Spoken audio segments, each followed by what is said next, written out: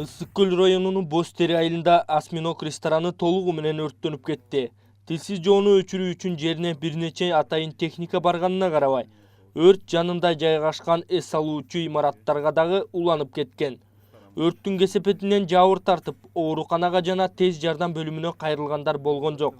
Социалдык түйүндө эс алуу жайлар кимдир бирөөлөр тарабынан атайлап өрттөнгөн деген маалымат тарап, бирок экспертизанын жыйынтыгы менен гана так маалымат берилерин Ысык Көл облусунун ички иштер башкармалыгынын маалымат катчысы Сталбек Усубакунов билдирди.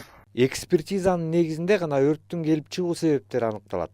Алдын ала маалымат боюнча ал жакта газ баллондор бар болгону аныкталып, ошолор жарылды деген божомол бар. Интернетте ресторан саясатчы Өмүрбек Бабановдун жакындарына тиешелүү экени айтылып, ага атайлап өрт коюлду деген маалыматтар тараган. Укук коргоо органдары өрттүн так себеби экспертизанын жыйынтыгы чыккандан кийин гана белгилүү болорун айтышты.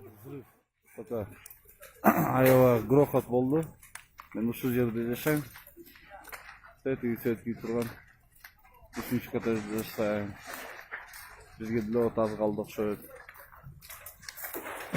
Пожарныйлар аракет кылып атат азыр.